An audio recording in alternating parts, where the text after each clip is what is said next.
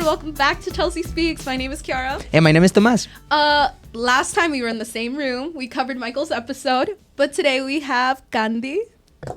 So, Hola. Hola. hola Candy, ¿cómo estás? Hola, mi nombre es Candy Magaña y soy mentora de pares en Youth Elemento. Oh my God. Y hoy vamos a hablar un poco sobre la salud mental y navegando en los recursos de Chelsea. All right, Tomás. Would you like to do the honors? Ask the question. Yeah, of course. Bueno, entonces, no sé, cuéntanos un poquito de ti, cuéntanos un poco de tu historia. Ok.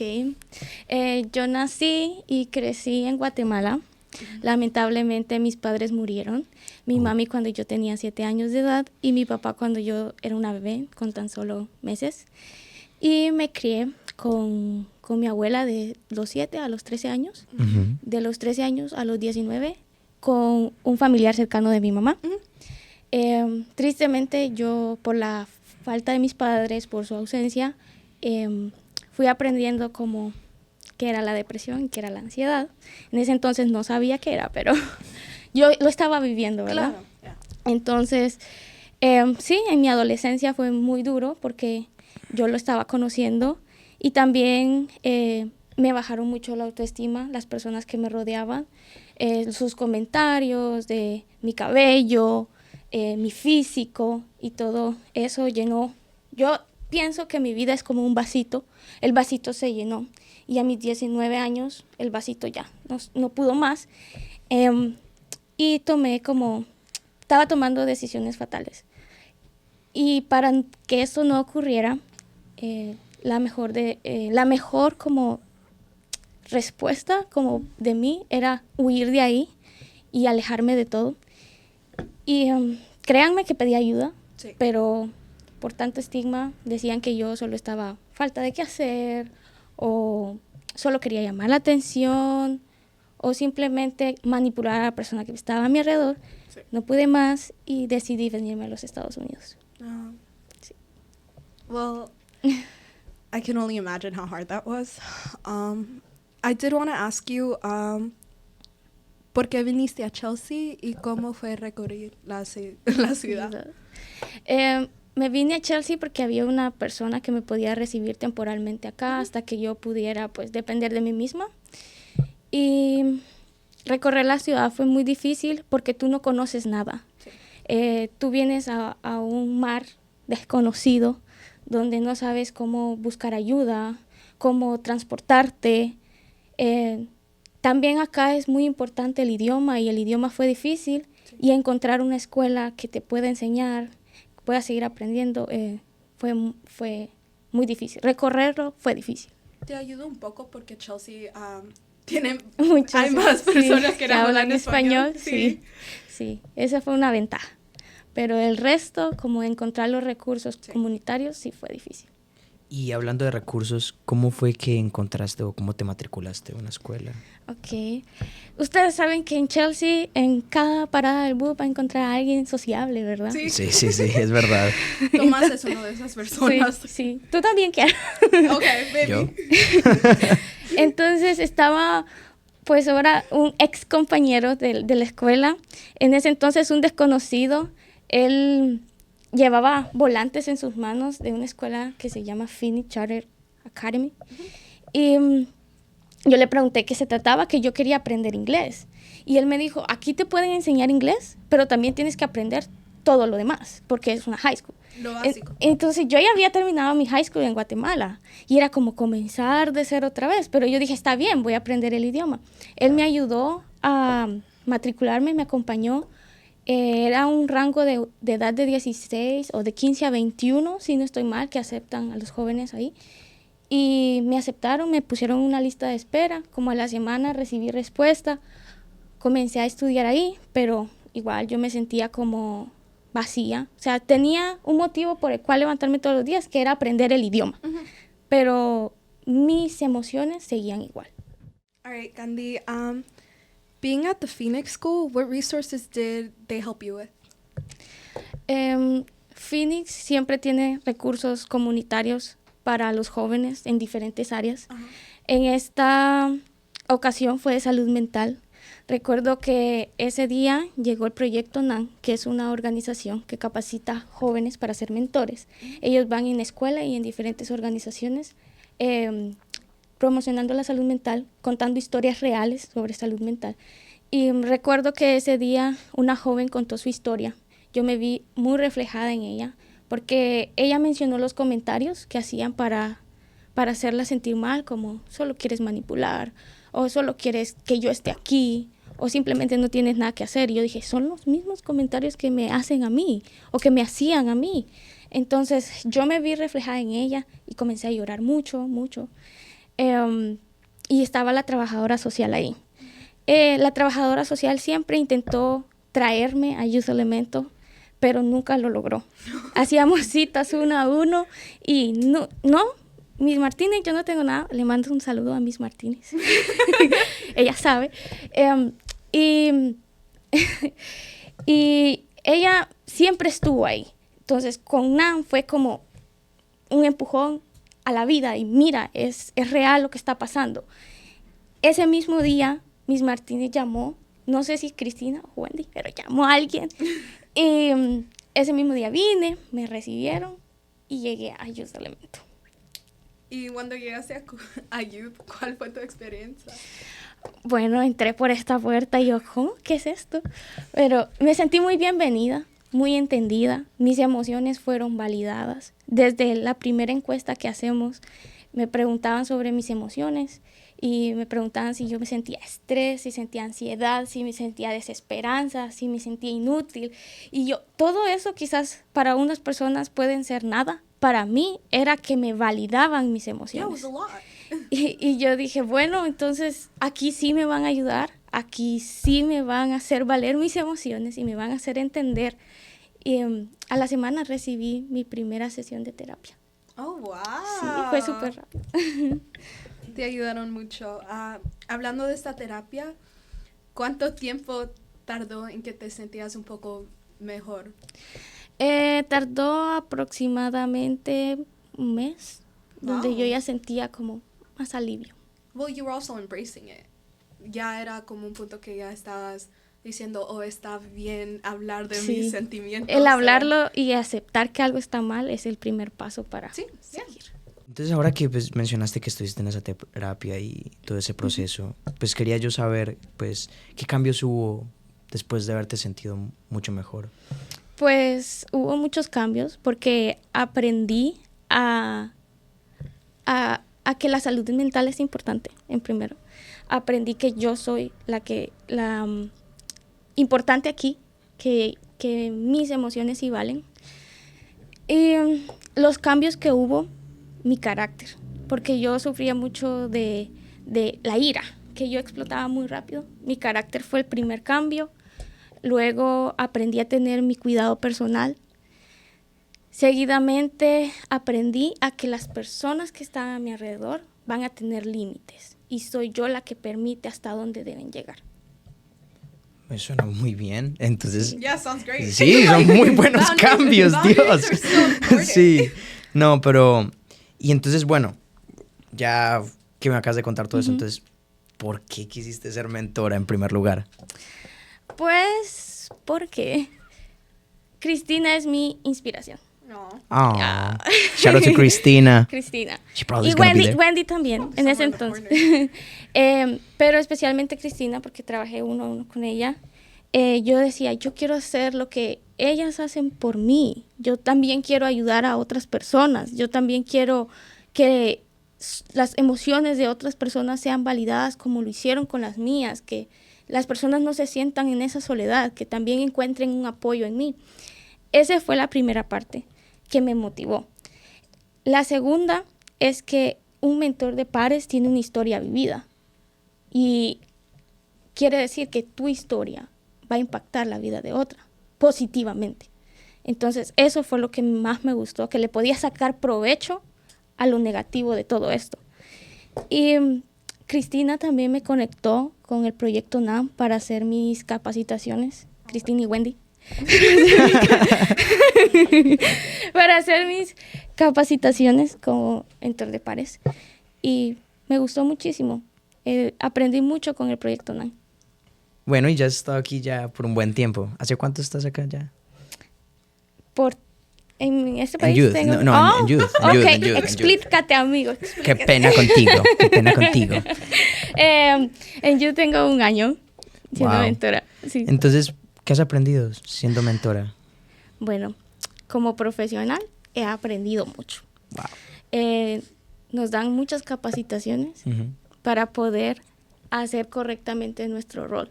Ok. Por ejemplo, una de ellas es Core Elements. Ok. Y otra es el taller GIF para jóvenes. Ok. Y tú aprendes como técnicas de cómo Ok. hacer tu rol debidamente. Y como personalmente he aprendido que todos somos un mundo diferente, que todos pasamos por un proceso, pero nuestro proceso no es más que el del otro o menos que el del otro. Y aprendí a que mi historia puede, pues, cambiar la vida de alguien positivamente y que puedan ver resiliencia. Sí, no, me gusta el hecho de que quisiste como devolver ese favor. Sí. Entonces, ¿algo más que quieras mencionar? No, I think you did a great job explaining what peer mentoring. Also, we're going to put on screen some resources to check out if you're interested. But we'll be back with our expert soon enough. Thank you. Thank you for having us. Yeah.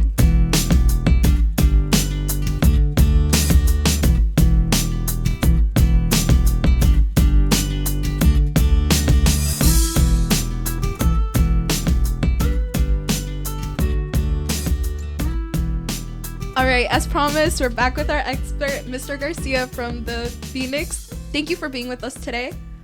Could you share a little bit about yourself? Sure, thank you. I appreciate you guys for having me on this platform. Mr. Garcia from Phoenix Charter Academy. My role there is I'm the manager of Scholar Success. Basically, I help kids with their academic advancement throughout the years that we have them there.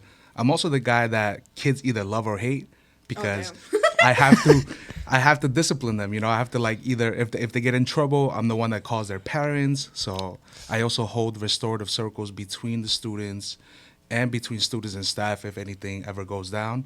But yeah, for the most part, I have a really great relationship with them and I enjoy what I do. So shout out to Phoenix. Yeah, for sure. Well, that's great to hear. I did want to ask, what's the difference between public schools and Phoenix?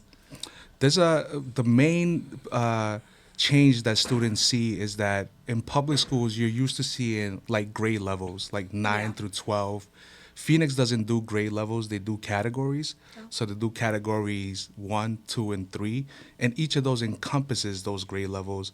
But also, Phoenix gives an opportunity to older students up to the age of 21. So if you're 21 and you enroll with us, you can stay with us until you graduate. I think the cutoff is maybe 26 years old. Oh. But yeah, we try to give an opportunity to those kids that are older and maybe had like very little high school advancement for them to come over to us and try to finish up and get their high school diploma instead of running to get their GED. That's actually great to hear because I know like the max enrollment age for like high school is like 21, I believe. I'm not sure, yeah. So I mean, like as long as you enroll with us once you're 21, you're grandfathered in and until like you're 26. Obviously, once you're 26, we're gonna try to like push you to get there. You know, and try to help you as well. We don't want to like kick you out, but we definitely want to make sure that you progress. No, that sounds great. I didn't know that. Yeah, that's also new for me too. That's also new info. And second of all, also I was gonna ask you what makes Phoenix different from other charter academies or charter schools in general. I like the culture and the diversity that we have. We receive a lot of newcomers into our school, into our building, and they can come anywhere from the Caribbean, Latin America, Middle Eastern. So, and we have we're getting a Asian population in as well. So we love the fact that we're able to kind of be like a melting pot in Chelsea because it totally represents the community that we're in. Yeah, it's very diverse. Yeah. Honestly, it's kind of surprising, at least to me, because I've met people who've went to Phoenix and they've had really good experiences with it. But it's also nice to hear that it's expanding. Like, a lot more people are taking those opportunities sure. if they're struggling with, like, basic public schools. And also, like, it's asynchronous, and asynchronous is basically you go at your own pace. So students are able to kind of finish work at their own pace, whereas, like, if you're at a conventional high school, it's more rigid, and so they have stricter deadlines to where assignments have to be plugged in and whatnot. That's really good to hear. I did want to ask, can you tell us how young adults or parents could, I guess, take the steps to enroll their children? Absolutely. They can either come in person into the building, and it's like conveniently located right in front of the bus stop where the it's like 111. right Yeah, it's like in the middle of Chelsea Square. So, but they could also reach out to Ms. Guerra, who is our school recruiter. And she goes out, and during the summer you'll see her. She'll go everywhere, like literally Revere Beach. She'll go to Everett, like all these other places where she sees youth. She'll go out there and try to promote it, talk to parents, and make sure that we are able to get a youth that may be interested into our model at Phoenix Charter Academy. Wow. That's awesome. That's like a lot of effort, not a lot of Yeah. schools go to. Are there any barriers that students face? Absolutely. Like I said, most of our population are newcomers, so the highest barrier they face is speaking English. So what Phoenix Charter Academy does is, for those newcomers, the first 6 weeks we put them in an intensive English program. So for those 6 weeks, the first 6 weeks that they're doing nothing from beginning of the school day to the end of the school day, just learning English. So what we try to do is get their basic English skills up, so that then we can integrate them to the regular classes, and they at least have that foundation of like the basic words to be able to understand the material that they'll be completing. Okay, so we talk a little bit with Candy, and she shared a little bit of her story and how like she got into Phoenix. Probably you know her, of course, and she talks about resources. That was kind of like the main thing that she mentioned it at the end, and I just want to ask you, what is those resources that you guys offer to the youth in this case to help them? Good question. First of all, shout out to Candy, amazing student when she was a part of Phoenix, and we loved her very much. We see everything that she's doing, and we're proud of her. Some of the resources, what I love about Phoenix is we have different staff members that come from different areas and are connected very well. We are connected to the Chelsea Youth Hub, and what Chelsea Youth Hub has is different resources from around the community. So it can involve, clinicians, mental health workers, as well as people that have resources for housing for some of the students that may not have shelter or may be homeless at the time. And so a lot of these things we do on a week-to-week basis to enter those meetings. So if a student is facing some sort of hardship, whether it's they don't have a place to stay, they have some mental well-being that needs to be checked upon, or they just need some resources financially, we also have like an emergency fund that the school has made yearly so that we can provide that for them. So a lot of times it's just gathering these resources from different staff members. I've been blessed to be able to make these connections, whether it's through my previous jobs or just connecting with different partners in different events or meetings around Chelsea. But so far, I think Phoenix has done a good job of like having these resources in place in case youth need them. And they're always available through either someone like myself or our social workers. We have 2 social workers at Phoenix Charter Academy, Ms. Gomez and Ms. Rodriguez, that do a wonderful job with having the students come to their office and confidentially, opening up to them and being able to share these resources with them. I think what helps is Phoenix is a very small community. So it gives us the opportunity to really get to know each student in and out. So even in my role, I get to know the students, like what's going on at home and also what's going on academically.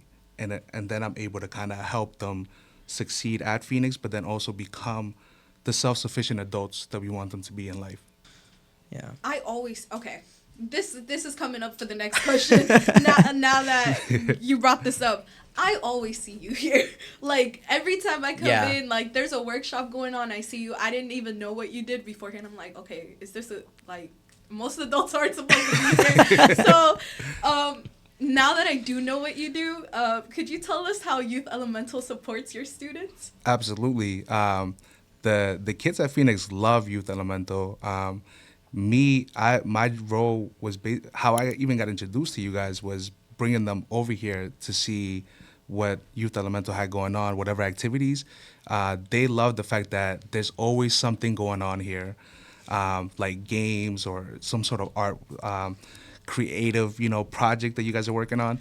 But then also, you guys have resources for them for their mental health, and I think they appreciate that a lot. Sometimes it's hard for them to open up to somebody at the school, whether it's a social worker, whether it's myself or another staff member, and I think they like someone that's not too well connected to them, meaning they're not seeing them Monday through Friday for like 8 hours. They probably prefer someone that's like less invasive with their space, and I think Youth Elemental provides that for them. I think over here they seem to be comfortable. They look at it as a safe space. I was telling Wendy the other day that I see through the Instagram and the pictures, I see them like actively playing in little games that you guys put. And we do games with them on Friday. We have this community meeting on Fridays with them. I never see them participate like that. And I'm like, how can I get you guys? So there's obviously something special here that they feel comfortable just being themselves. And I love that for them. I agree. Last time they were like painting pumpkins. I'm like, damn. Yeah. Like, okay. I was like, okay. Oh, I think you guys had like a little obstacle course game going right there. Anytime I come, I'm like, it's late. And then I see you guys. I'm like, wow, these kids like really like doing the activity. No, and I also connect the fact that like something random happens or like something different happens, because sometimes when I came, I'm like, what is going on? I'm like, wow. I was like, there's so many kids. I was like, oh. And then I asked, they were like, yeah, they come from Phoenix. I was like, that's really nice that you guys work together to bring in youth as well. So. And I think is youth like you guys as well. I mean, you guys create the environment here. You guys create the vibe. And obviously there's something that ties them into that. So when they come here, they're just not connecting just with kids from Phoenix. They're connecting with you guys as well. So you guys are doing a great job of making Youth Elemental like a welcoming space for them. Thank you for your time, Mr. Garcia. Are there any last comments?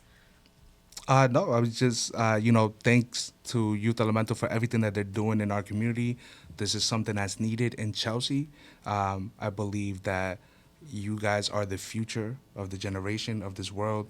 You guys can spark a fire that's going to, change and revolutionize everything that is going on in our society. So I'm thankful for programs like this, and I'm thankful that youth have an outlet like this, because I know it was something that I didn't have growing up in Chelsea myself. Yeah. So, shout out to you guys for doing what you're doing here. I appreciate that. Thank you. Okay, wrapping it up. Thank you so much for your time once more. Next episode, we will be having Kaylee on here, and we will be talking about bullying and cyberbullying. So can't wait to see you guys. Thank you for watching Chelsea Speaks. Y si les gusta este contenido que compartimos el día de hoy, también pues vamos a mostrar unos links en los cuales ustedes también pueden donar y dar mucho apoyo a este tipo de contenido.